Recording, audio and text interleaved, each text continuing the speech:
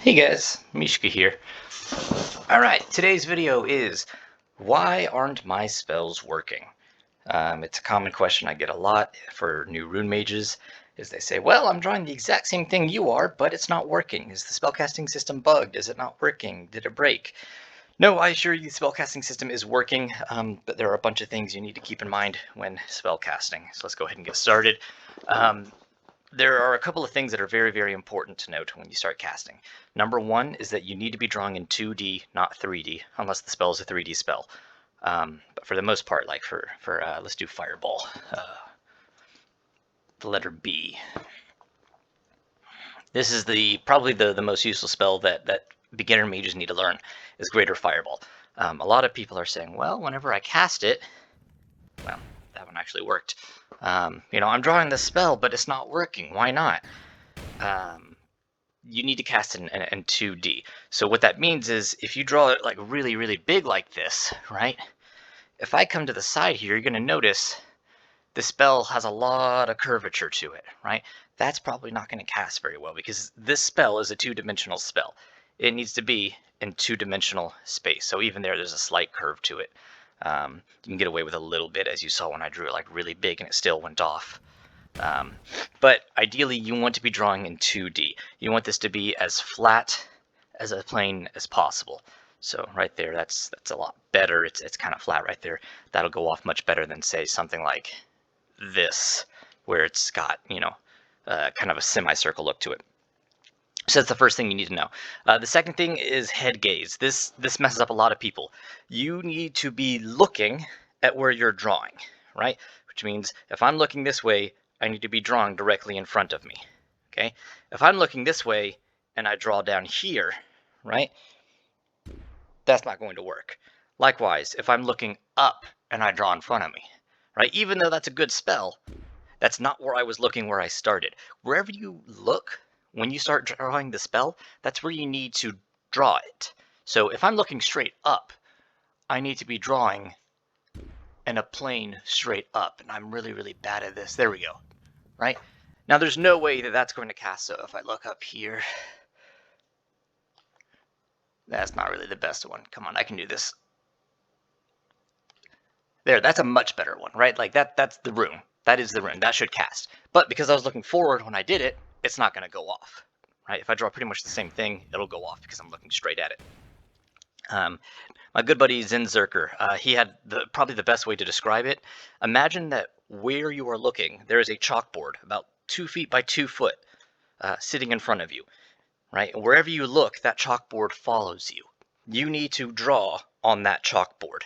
So if I'm looking straight up, the chalkboard is up here, I draw on that chalkboard, right? If I'm looking straight down, chalkboard is down here, I draw on that chalkboard, right? If I'm looking straight ahead, the chalkboard is floating in front of my head, I draw on that chalkboard, right? So those are a couple of very, very important things. The next thing is proportions. It doesn't matter how big or how small you draw the spell, you need to have the proper proportions. So in this case, excuse me, in this case, the fireball is about twice as tall as it is wide, right? So it doesn't matter how big I draw it. I can draw it huge, right? Or I can draw it very small. The important thing is that the proportions stay the same. If I draw it very small, but I make it wider than it is tall, it's not going to go off. If I draw it very, very big, and I make it wider than it is tall, that's not going to go off either, right? You need the proportions to be the same. And a lot of that just comes down to muscle memory. If you're having trouble with the spells, try to position that book in front of you about as vertical as you can get it, and trace the spell out, right? That'll get you a good idea of what the spell should be looking like. So those are my basic tips. Now let's get into shortcuts, right? Because most people, especially in-game mages, once they hit like level 30 and they start doing dungeons and shards, they don't cast like Fireball with the B, right? They don't cast Frostbolt with the F. We use shortcuts. So for instance, there's the D method, which I'm awful at, as you can clearly see. There we go. I don't really use that very much. It's been about a year or so since I used the D method. So there's one shortcut. There's the pretzel method that Bucky came up with, right? For Fireball. There's the P method for Frost, right? Or the Candy Cane, however you want to put it. Affliction 2, right? You've got the 8-ball. You've got the R with the circle around it, assuming I can cast that.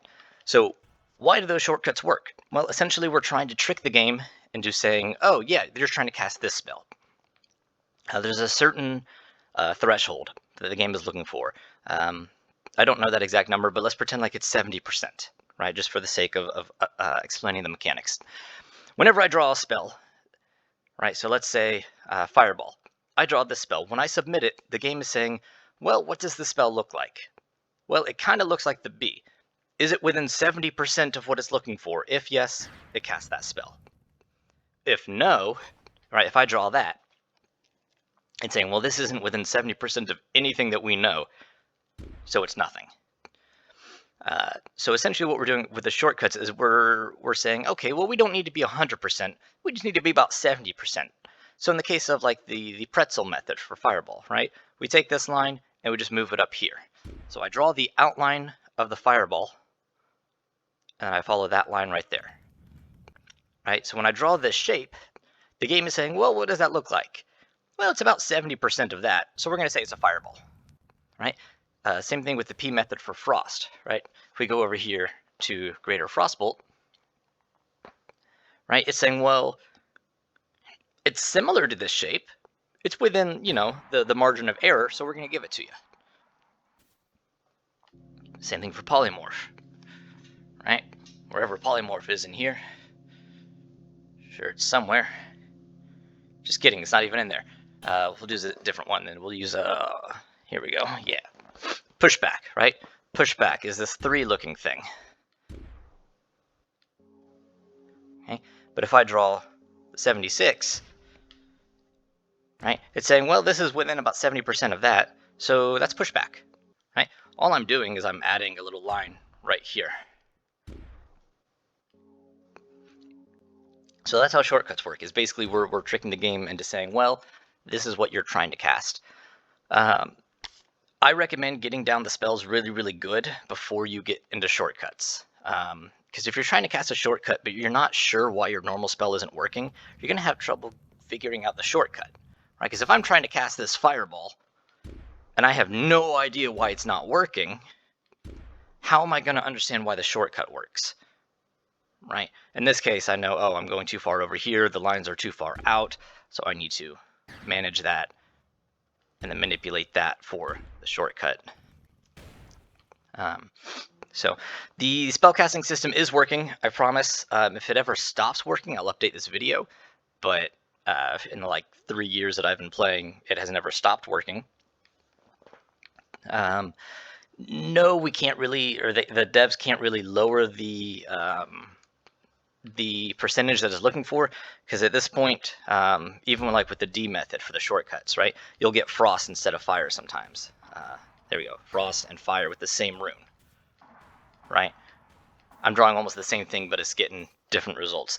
If they lower the threshold for what it's looking for, you're going to get that a lot, even drawing the proper runes. So where the spellcasting system is right now is exactly where it needs to be. Now, is Mage worth playing? Yeah, I'm kind of lumping a whole bunch of questions about Mage into one video. Is Mage worth playing? If you have fun with it, yeah, absolutely. Orbus is a game. You know, we're all here to have fun. You don't have to be the best Mage in the game. You know, you don't have to be pulling 100k to have fun with it. If your goal is to pull high numbers, Mage is definitely a great class for that. Currently, Mage has the highest potential DPS. I've seen Mages pull 130k. I've seen several mages pull over 100k. I saw one mage pull 90-something k unpotted. So mage is certainly a class worth playing. Do you need shortcuts to be viable? No, not really. You know, if you're going to be like a Fire Frost mage, no, you don't need, you know, especially Fireball, you don't need shortcuts for Fireball. Richlith doesn't use Fireball shortcuts. He uses the B method, and he casts incredibly quick. Faster than most mages I've ever seen, even with shortcuts. He's the one that pulled 90k unpotted.